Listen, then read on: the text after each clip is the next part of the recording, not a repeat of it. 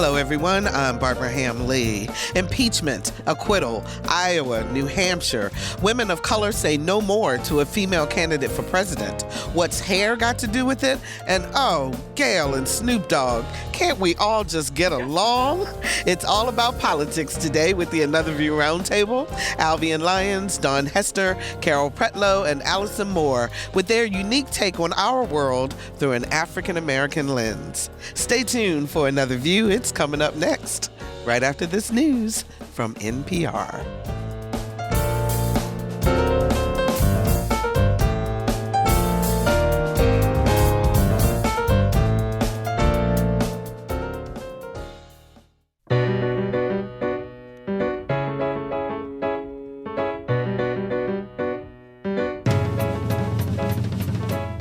Discussing today's topics from an African-American perspective, this is Another View.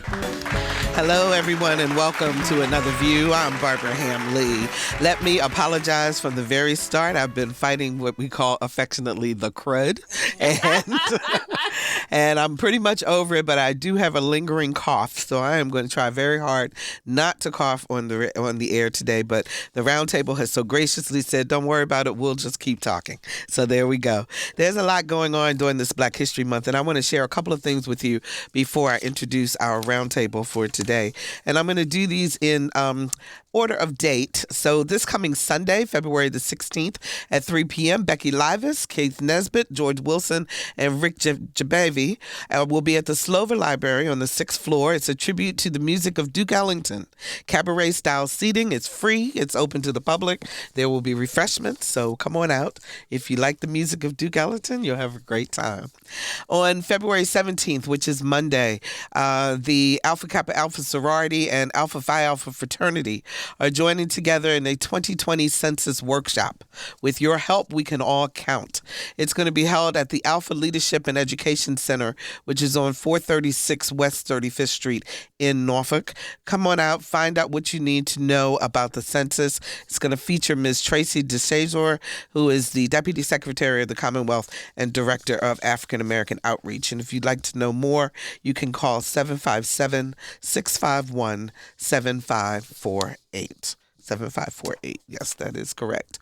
And then I hope you will join me on Tuesday, February the 19th at EVMS, the EVMS Diversity and Inclusion and Feast Virginia, presenting the screening of a documentary called The Skin You're In. And this is a film about the astonishing health disparity between blacks and whites, why it exists, and what can be done about it. And if you remember a few years ago, we actually had Dr. Will Leviste, who is the director of the film, on our show. And he's going to join me for a talk back at that event. It's being held at McCombs Auditorium, 700 West Only Road in Norfolk, and it is free, but they would like you to RSVP. If you would email d@evms.edu. So that's D, the sign for and I, at evms.edu if you'd like to come. Would love to see you there and help us to join in a very meaningful conversation. Also on that same night, Police Chief Boone for the City of Norfolk and the Hampton Roads Black Media Professionals are putting on a discussion, Guns Down, discussion on gun violence as a public health crisis. And he's going to have several guests with him. It's going to be held at WTKR News 3 Studios, which are at 720 Bush Street in Norfolk, from 6:30 until 8:30 p.m. That's also on February the 19th. We were to have had Chief Boone on last week, but we were preempted for the press conference with our president. So did want to mention that this event is going on. Come on out, talk with the chief. Let's talk about ways that we can stop the violence, particularly in the African American community. And then on the 20th, I know it's a lot of stuff going on next week. WHRO Public Media is presenting a free screening of a documentary called Always in Season. And this is a mother's search for justice and reconciliation begins while the trauma of more than a century of lynching Black Americans bleeds into the present. This is an incredibly powerful documentary, and we want to have a community conversation about it. And I am truly honored to be selected to lead that conversation. It is free. free. It is open to everyone. 6 o'clock for light refreshments. The screening starts at 6:30, and then we will have a discussion following that. We would like you to RSVP whro.org/events. whro.org/events, always in season. Believe me, it will change your life. I've seen this documentary and it is incredibly powerful. And then finally, I always want to make sure that students know when scholarship applications are available. Scholarships are available. Hampton Roads Community Foundation, they give out college scholarships. If you didn't know that, you know it now. And their applications are available online for 2020-21 college scholarship.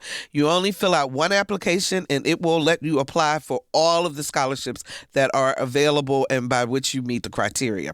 March 1st is the deadline to apply. So you need to go to their website, hamptonroadscf.org, and get your application and fill it out and get that money. So there you go. Lots of things happening in the Hampton Roads area this month. So let's meet our Another View Roundtable.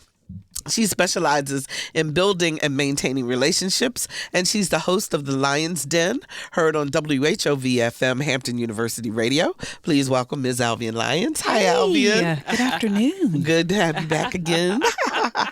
If you owe Norfolk City taxes, you are on her radar. Yes, you are. Hello to the City Treasurer of Norfolk, Daun Hester. Hi, Daun. How you doing? Hello, everybody. She is truly in her element with all that's happening politically right now. Here's Professor of Political Science at Norfolk State University, Carol Pretlow. How are you? Oh, wonderful. How's everybody? Fantastic. I'm good. And she's all that, launching her own coffee company called Black Please, and I'll let her share her latest achievement. She's joining us by phone as she's working her way here to the studio, comedian and entrepreneur Allison Moore. Hey, Allison. Hey, why you had to tell everybody I was late? Because Sorry, y'all. I'm sorry. Hey. So, Allison, tell us about your opportunity that you had a couple weeks ago at the Chrysler. Oh, it was at the Scope. Oh, it was at Scope. Okay, go Yeah, ahead. hold on. I gotta get all my props, all of them. So I was blessed with the opportunity to open for the Martin Lawrence Lit AF tour on February 1st, Saturday, February 1st. Your girl was the opener for the opener. That is so cool. That is so cool. So how did it go? Tell us about it. Oh my gosh, it was great. So it sold out. The show sold out at 10,000 people were in there. I did not throw up, but I thought I was going to. But I was so excited, y'all. I opened this, like when I came out, I just opened my set with, y'all, I'm so excited to be here. I don't know if I should praise dance or twerk. And I did both, y'all. I did both. Oh, that is fantastic. I had a good set, and was a lot of people, our local fans. Shout out to everybody who was there. They showed so much love. We had Black Please hoodies in the audience, and it was Excellent. really great. I made you all proud. Excellent. Well, we are very proud Yes, of you. We definitely are. So thank you, and stay on the phone and make your way on in here, okay? So I'm here. Okay, we're gonna start with the primaries. Iowa was a mess. Bernie Sanders and Pete Buttigieg top New Hampshire. But I want to talk about the courting of African American voters. Now, Mike Bloomberg has been running ads featuring President Obama. President Trump ran 2 ads during Super Bowl targeting African Americans. Is there a best way to get the black vote, Dawn? Do something. Okay, so they have to do something, and they haven't, in my opinion, done much. Any of the candidates. Now, I have to, for full disclosure, say that I have endorsed one of the candidates. Okay. Do I need to tell you who? Because I can't. Okay. I don't That's mind. up to you. I have endorsed Biden. Okay. In this race, in the primary. So, but you have to look at people's history of what they've already done, not what they tell you they're going to do going forward, because anybody can tell you anything, and some have a tendency to fall for what's going to be done in the future. But look at a person's history of the work that they have done. Everybody has a body of work, whether it's the small town mayor, or whether it's the vice president, former vice president. So you have to look at that versus just, you can court me. You can court me, take me to the dance, and then drop me off after the dance, and then I don't get nothing. Nothing in else the future. in the future. I don't get a phone call or anything. So, Carol? Well, and I agree with you. And the dilemma that I'm experiencing is I'm looking at that field of candidates, and I was very disappointed when Kamala Harris didn't make it because I thought she could bring it to Trump. So here's the deal. There is policy on one hand, but who can beat Trump? And because I'm thinking they should be they should be together, but they are separate. well, yeah. What do you mean? What do you mean by that? Well, I mean that, okay, his political strategy and his Who? Talking to Trump. Okay. Trump's strategy is to appeal to a base that is diametrically opposed to the Democratic Party.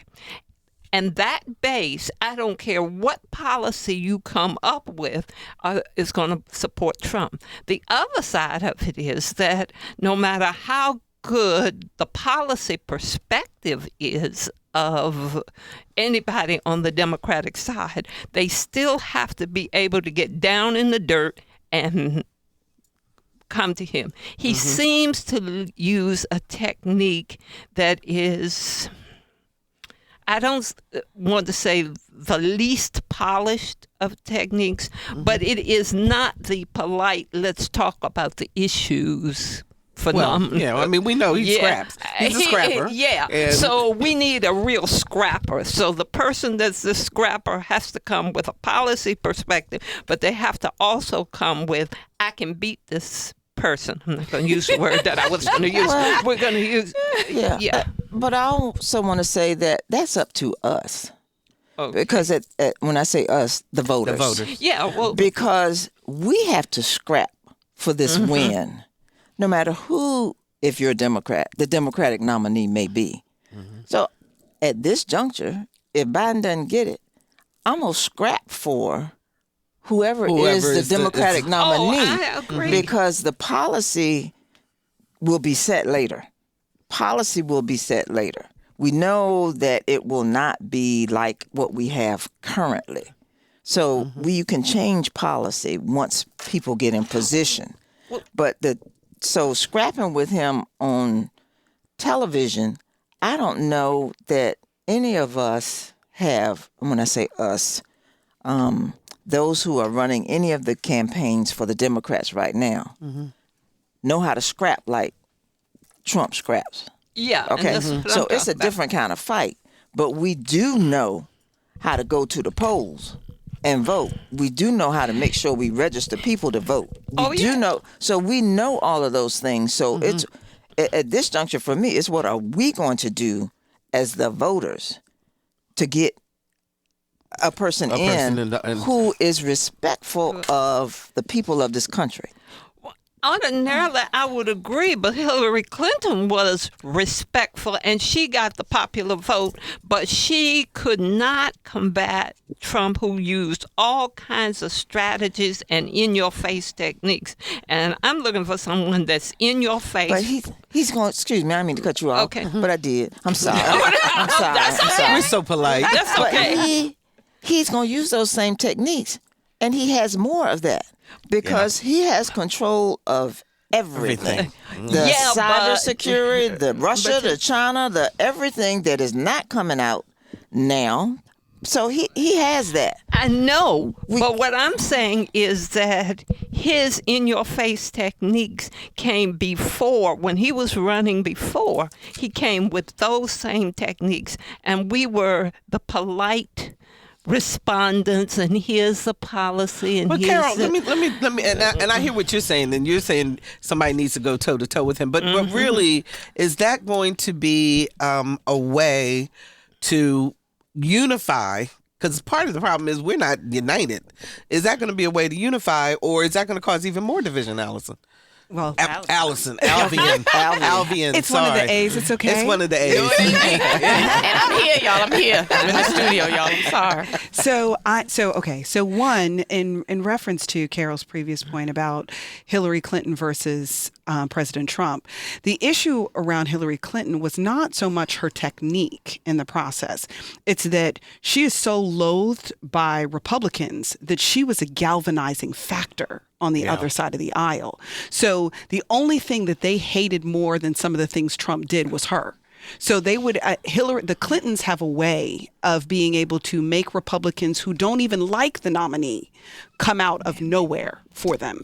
So it's not so much that Hillary lacked the ability to take on Trump effectively in terms of her style. It's that we, one, had our own issues because we had the division that existed within the Democratic Party around the Bernie bros versus the Hillary supporters. Most of the Bernie bros would not get behind Hillary. So we had a fractured Democratic side. And then Hillary also, her presence irritates right-wing Republicans so much that those who may not have supported Trump came out to support him in an anti-vote to Hillary. And even more than the right wing, because 52% of white women voted for Trump. So I mean, that came from across. They both hated sides. her too. But that's not going to happen now. You don't think so? You don't think? No, I don't think that's going to happen now. Really? You don't think that But I didn't think it was going to happen. Going to come back out? You don't think? Why? Why is that? Why? Why, Dawn? Because I think they're coming back out for him. I do too. And we'll see. We'll see. But okay, but I want to hear why you think no. I just don't think that the white women that voted for him before, that he's going to get that same 52% of white women again because of the policies that he because has. they've kind of seen what he's done. Yeah, it's that was 3 years ago. Yeah, 4 years ago, wherever we are in this spectrum of stuff, they've seen him operate. I don't think they want to see that. Now, will their husbands again? I would have to respectfully disagree with that. Okay. Because in the circles that I sit in, where I'm typically the only brown face, his strongest support in my circles are white women. And despite what he's done, because what it is that I think that we underestimate is the reasons why they supported him. Well, what are they? So the truth is they are, want to know. many of them are just as in support of his policies as he is in support of his policies, as in they are anti-immigration. They are not for the expansion of social programs. They are not pro-choice. They are not. I mean, when you go down the list, they are actually in support of his the immigration bans that have taken place. They're actually in support of those bans. They believe, but what will typically happen in the conversation is that I really like what he's doing for the economy. I don't like how he says things, but I really like the direction he's taking our nation in. So there are underlying reasons that have nothing to do with what we may be discussing for the reasons why they really are very in support of him. And I think there are other factors that, and I'm going to be nice, but I think there are other factors that are associated with it also, that there is a unity around him because he represents something in terms of their values that is they're willing to turn a blind eye to some of the other issues. Do you think that's going to grow? I don't know that it will grow. Okay. I don't think that that's going to expand. If you know it won't grow. Right, but I do think it might stay very close to the same. Okay, but so we got to get everybody else. What I don't want to see happen is that we, as Democrats, for those of us who are choosing, even those independents who are coalescing with Democrats and the Republicans, Republicans who are coming around the Democratic candidate because of their values. I just don't want to see that be fractured because the candidate they wanted at the top of the ticket doesn't end up being at the top of the ticket. Because that would be our bigger problem. So the issue also comes down to then once a candidate is chosen, after we go through all these primaries, the galvanizing has to be behind that candidate. So let me ask you a question then. So Elizabeth Warren is one of the candidates who is still in 1, 2, 3, 4, 5, but still in the top 5. And she had several of her members of her campaign Female members of her campaign, African American female members of her campaign, leave her campaign because they said that they face discrimination. Let's take a listen to what she had to say. I believe these women completely and without reservation, and I apologize that they have had a bad experience on this campaign. I try to build a campaign and an organization that is diverse and welcoming, that celebrates people, that encourages people to bring their whole selves to work every single day. I also understand the long legacy of racism in this country and what it means, how it creates power dynamics and inequities that are toxic and dangerous. And that's why it's so important that we be constantly vigilant and determined to do better. I take personal responsibility for this, and I'm working with my team to address these concerns. So, what does that say? if even within the campaign itself, we're not getting along, Alvean. And so here's the thing that I think that we don't talk about publicly very often, but some of the research that has been done in terms of intercultural relations, the least trusting relationships exist between Black women and white women. The least trusting relationships. And so there is a sense that while Black women are expected to support white women around their gender issues, white women don't in turn support Black women around their social and cultural issues. So it's a very one-sided relationship, and that they're just as quick to be discriminatory, that they don't even share the same compassions from mother to mother about our fears, issues, and current concerns for our babies, that those concerns begin and end with babies that look like their own, but they do not extend to babies that look like us. And so there has even been conversation that was done on this, as a matter of fact, on Red Table Talk, for those of you who have seen that, where Jada online absolutely conversation. Platform. That Jada Pinkett Smith heads up, and she brought in several white celebrity females to talk about that.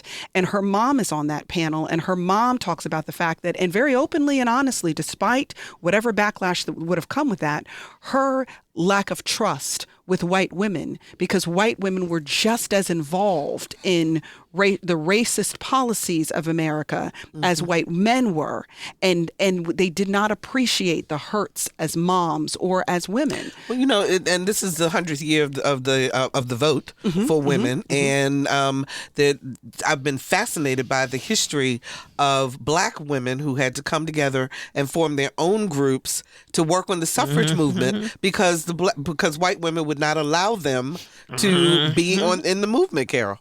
Yeah, and I guess I'm older than everybody here, but I didn't say you out there marching now.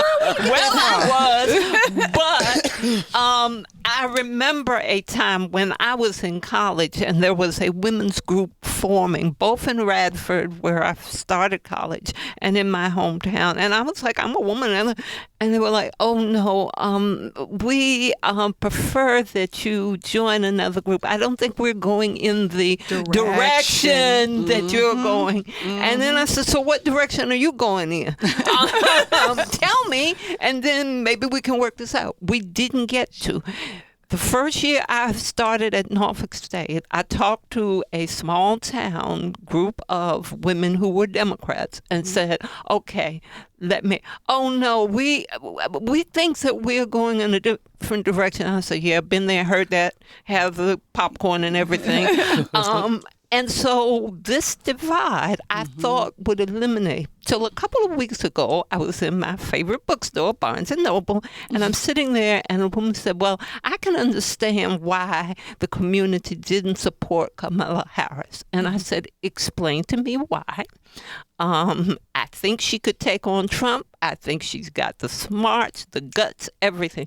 And she says, well, I'm not sure we're ready. I said, so when exactly are we going to be ready? What are you talking about? What is readiness? No, we were ready for a woman. We're not ready for a Black black woman. And she said, well, in terms of readiness. We're ready for Hillary. We're not ready for Kamala. And I said, well, tell me what makes someone ready?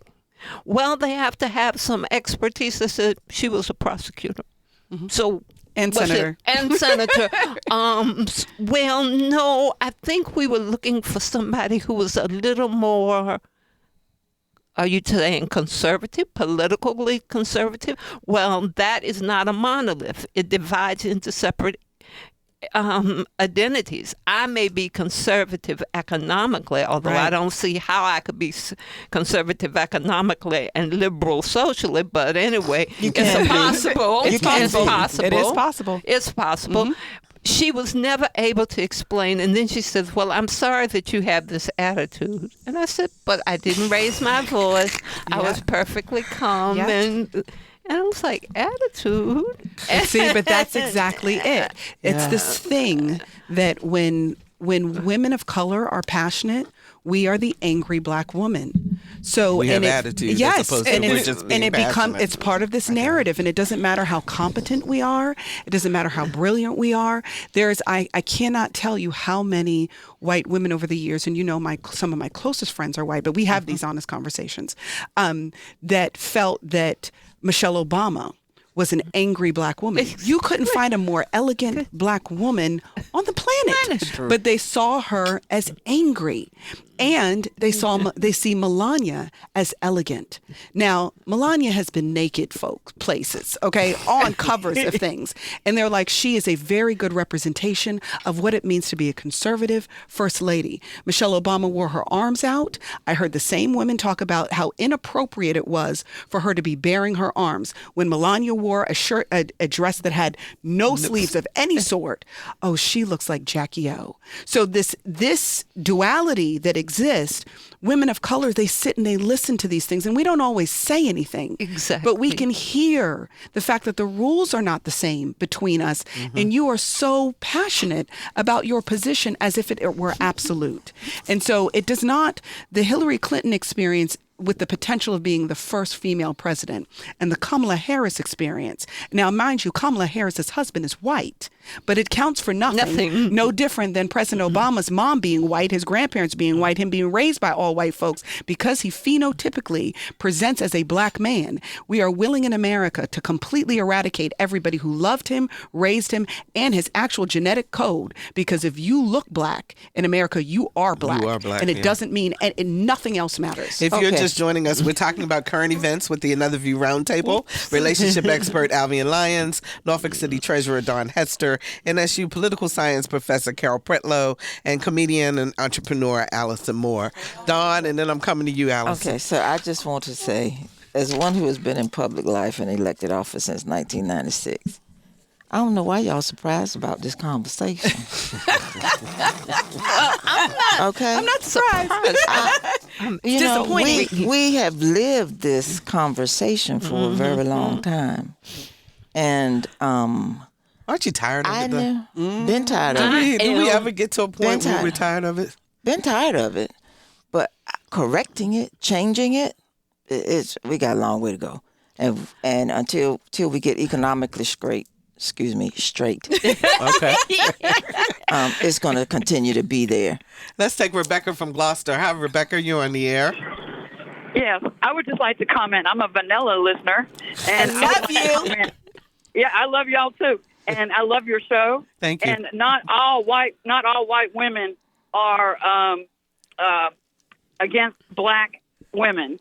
So I was really hoping that Kamala Harris would continue with the presidency. Unfortunately, she did not. However, I really look forward to seeing her as the Attorney General when a Democratic president is elected. Amen. Amen, Rebecca. Amen. Thank you, Rebecca. That's we a good appreciate plan. that phone call. That's what I love, because when you have really good relationships that are cross-cultural, you can have honest conversations about things that people don't want to talk about publicly, and really acknowledge that there are truths, there are people that are different, there are people but there are still some realities systemically uniquely that we as women of color have to navigate every single day, that our female white counterparts don't have those same navigations. It doesn't mean they're not empathetic, but they don't have the same navigation. Well, actually, that takes us right to our next topic, too, which is wonderful, talking about navigating things. So Kobe Bryant, his daughter Gianna, and 7 others tragically killed in a helicopter crash on January 26. Gayle King, anchor of CBS This Morning, in an interview with former WNBA star Lisa Leslie, raised the issue of rape allegations against Bryant, and it set rapper Snoop Dogg off. Yep. Let's take a listen. We expect more from you, Gayle. Don't you hang out with Oprah? Why y'all attacking us? We your people. You ain't coming after fucking Harvey Weinstein asking them dumb-ass questions. I get sick of y'all. Respect the family and back off before we come get you. Now, LeBron James and Bill Cosby also weighed in with their disgust, while author Ta-Nehisi Coates supported Gayle and chastised black men who verbally attacked her. Here's what Gayle's response was. Now, she was upset also. She was. But here's her response. I know that if I had only seen the clip that you saw, I'd be extremely angry with me too. I am mortified, I'm embarrassed, and I am very angry. Unbeknownst to me, my network put up a clip from a very wide-ranging interview, totally taken out of context, and when you see it that way, it's very jarring. It's jarring to me. I didn't even know anything about it. I started getting calls. What the hell are you doing? Why did you say this? What is happening? I did not know what people are talking about.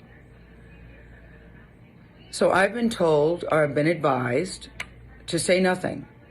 Just let it go. People will drag you. People will troll you. It'll be over in a couple of days. But that's not good enough for me, because I really want people to understand what happened here and how I'm feeling about it.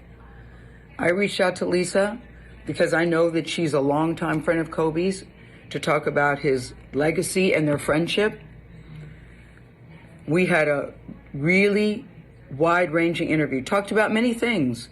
His career, his passion, his sense of humor, the way he was mentoring other people, how he was starting his next chapter. It was wide-ranging. And yes, we talked about that court case, because that court case has also come up. And I wanted to get Lisa's take on it as a friend who knew him well, what she thought, where that should stand. And I thought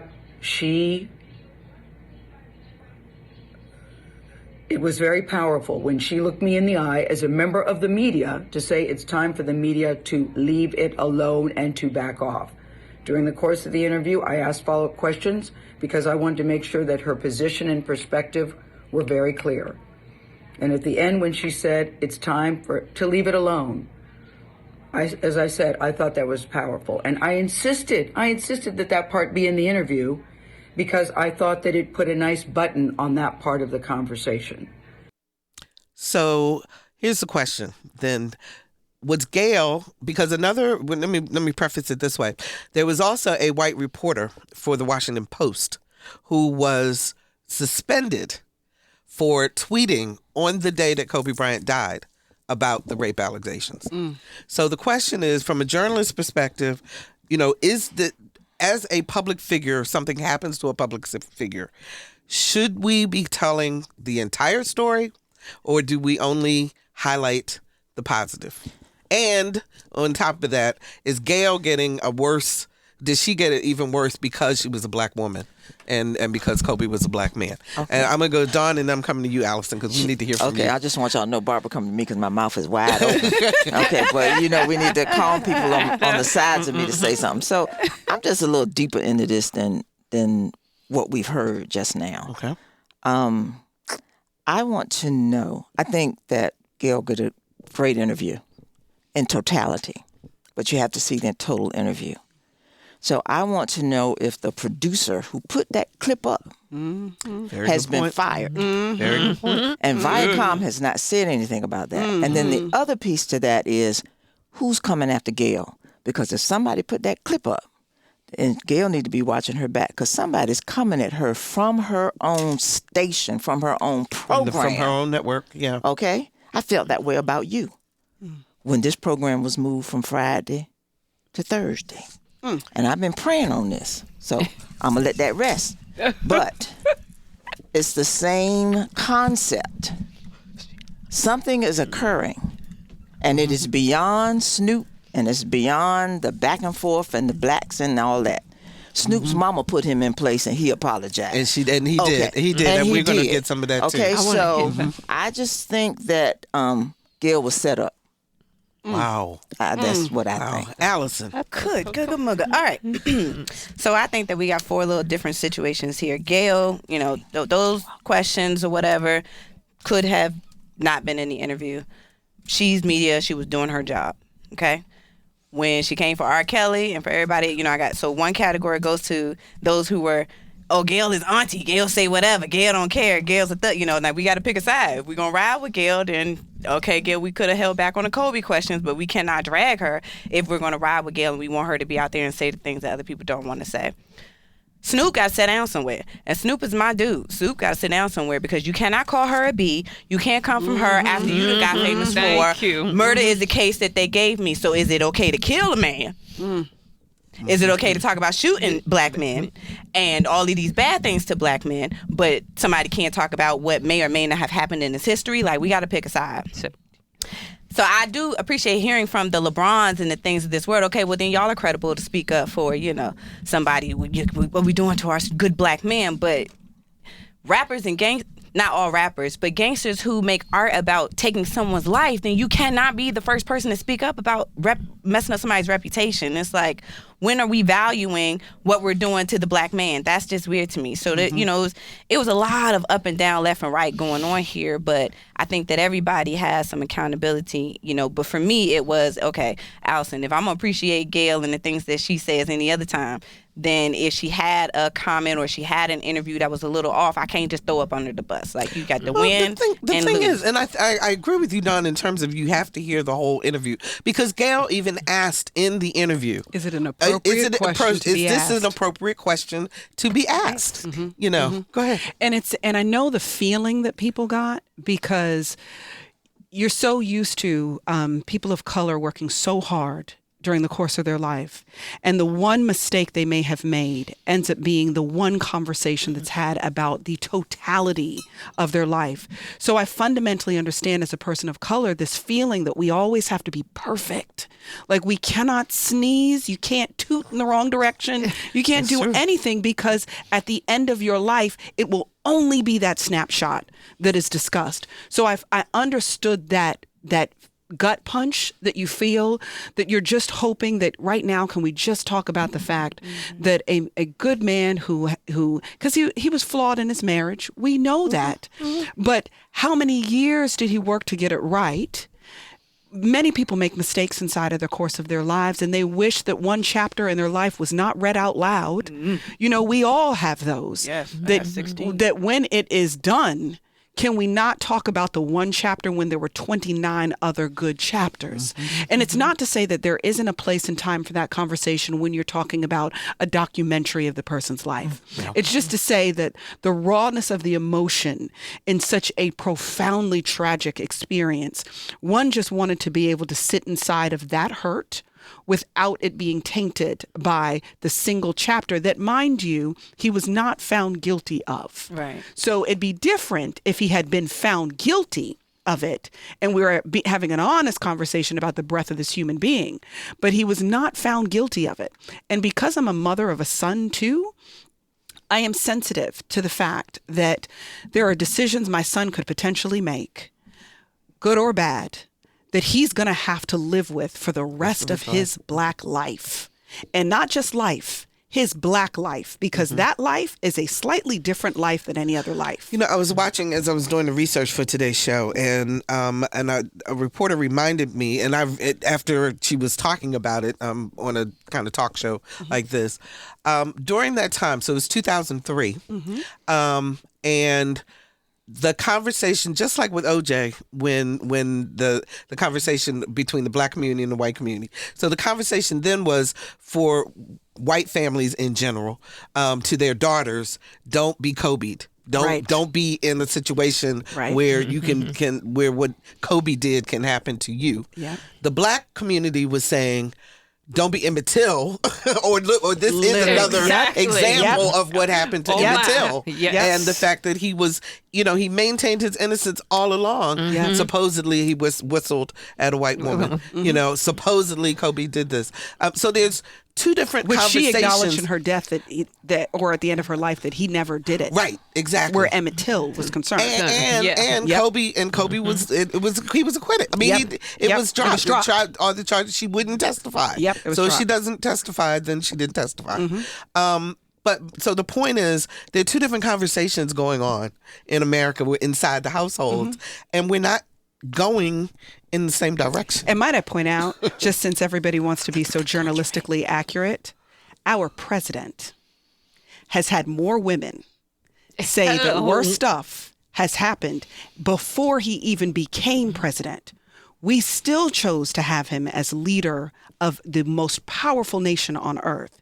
And we managed to not talk about that at all. And this is no shade in any direction. But if we're going to talk about fairness around the conversations that we have in the trajectory of one's life, let's acknowledge the fact that we're playing with two different sets of rules when dealing with the same kinds of issues. Yeah. Do you think that if Gail had not been black, from I'm talking about now from the response of the black community, would it have been different, do you think? If she had not been a black woman. In other words, no, anybody would have got that work. Everybody got that work. I think the fact that Gail was black is why she still got her job. Well, no, I think that's why in terms of why the black community responded. Right. We responded worse because she was black and we thought she should have known better.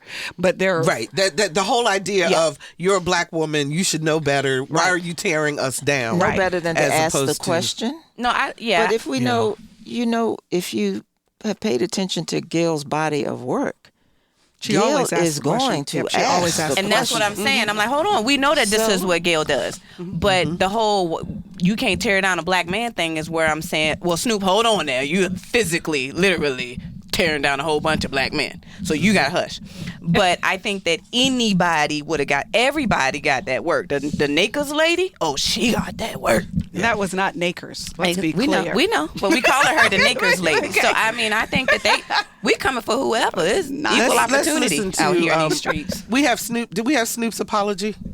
We didn't. We don't. Oh, okay. All right. I was hoping, but I thought we might have had him actually saying. But he did. He said, "I sat down. My mother sat me down. And got me straight." Thank you, Snoop's mom. Thank you, Snoop's mom. Thank you, Snoop. And I'm grateful that he has grown to a point where he found the value in what she said to him. Absolutely. That he then did what he did. Exactly. Because then it also sets the stage for black men and people in general.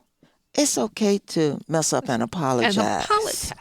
Okay? And then we try to move forward. And a lot of times I find that in some of the emotional and violence that we're seeing in our communities, and when I say our communities, black communities, it's because we're not listening to each other either. So we're not getting the full story, and somebody tells me this little piece, and then I run with that little piece, and then I'm going to beat you down. Right. But there was a whole story before it got there. So we do have to learn how to listen within our communities and outside as well. And to your point, though, Dawn, like the point that you made previously about the fact that there is an agenda afoot. When certain things are pulled out of an entire conversation, there is an unequivocal agenda. The same thing is true even in our communities. When you just manage to get one piece of the story about what happened, the one thing that could instigate an issue, there's still an agenda associated with that. And that's why when I talk to students about journalism careers, I am always pushing for behind the scenes, for the decision makers and the editorial folks. Because if we're not at that table, things like this are allowed to happen. Correct. Because somebody should have been in that pipeline to check that before it ever happened. Blurb was put before up it ever happened. Agreed. Okay, so at the Oscars, former NFL player Matthew Cherry wins the coveted award for his animated short film Hair Love. Why do you think this film has resonated so well with the black community? And Cherry and actress Gabrielle Union who's one of the producers of the film, invited DeAndre Arnold to the Oscars. He's the high school senior who was suspended and told he would not be able to walk at graduation unless he cut his dreadlocks.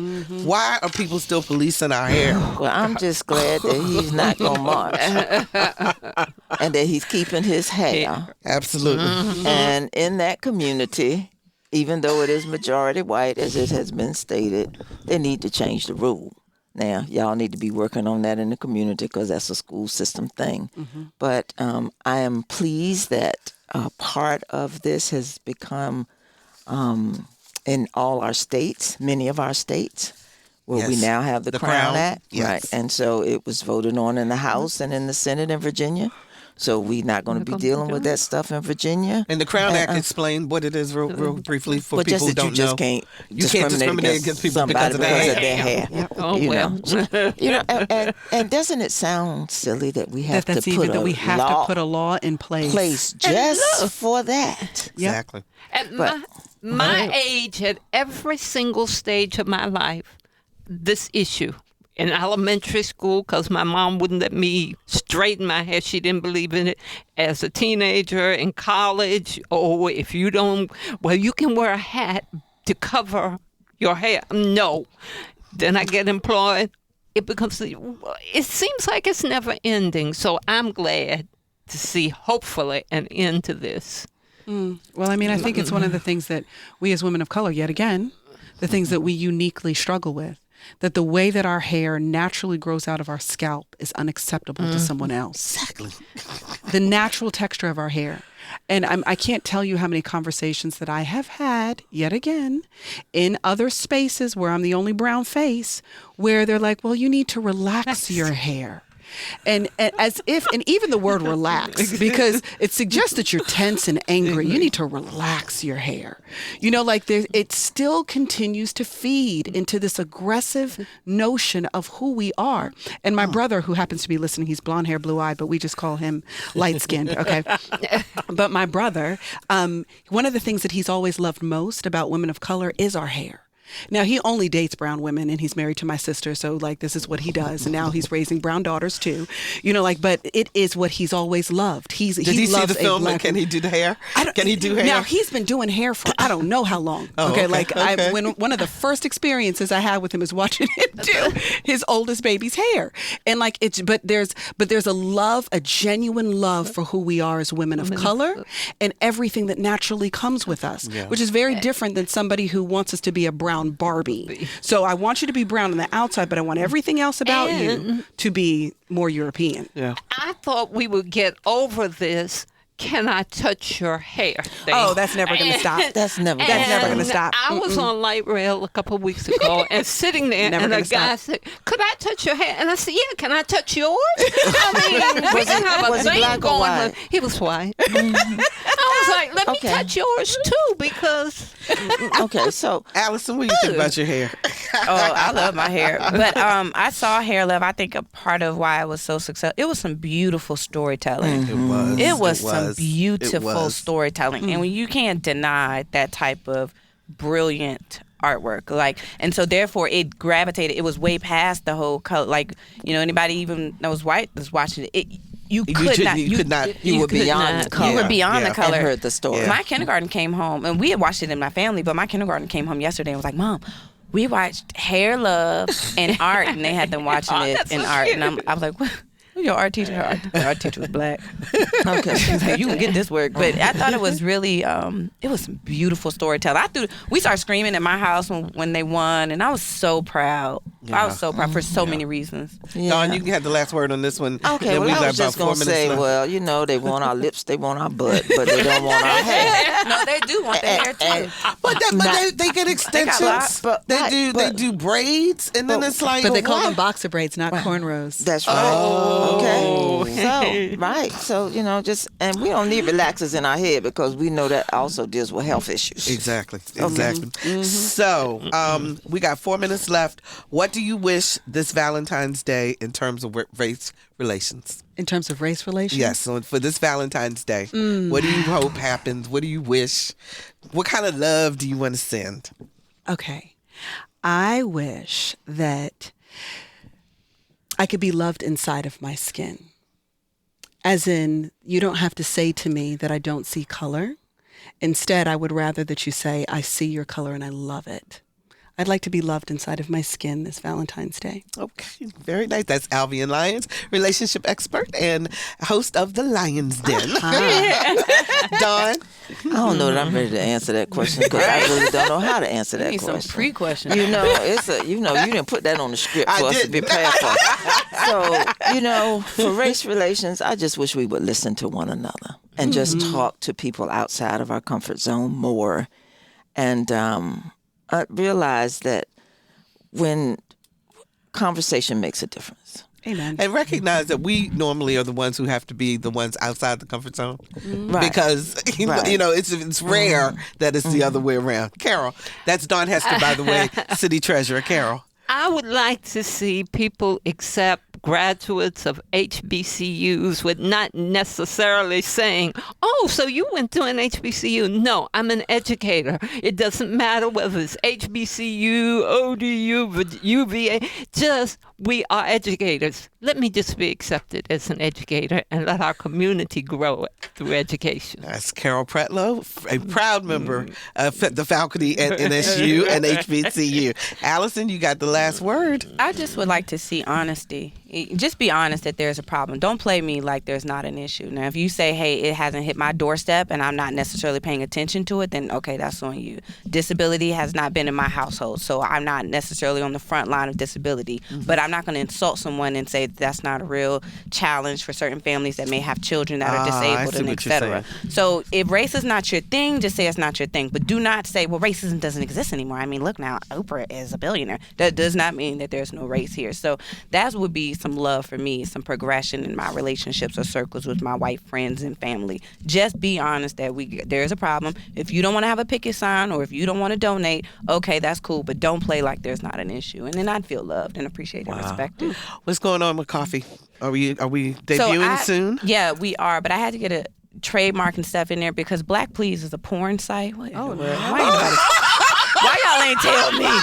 And comedian and Allison Moore is a famous porn star. She has over 1 million followers. But anyway, so Black Please is porn, and so we had to okay, hold on, girl. Let's just make sure that that we're not going to get a cease and desist because maybe they want to do porn bread and breakfast and then my coffee.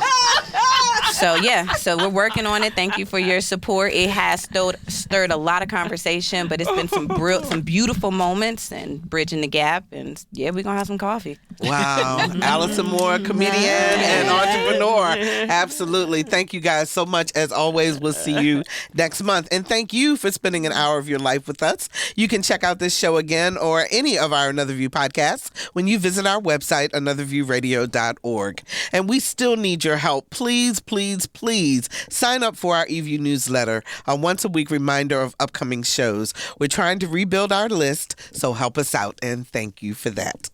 Our theme music was composed and performed by Jay Sennett. Lisa Godley is our show producer. Do we have any music? There it is. And Todd Washburn is our audio engineer. We send you lots of Valentine love from Another View, and let's get together again next Thursday at noon for Another View.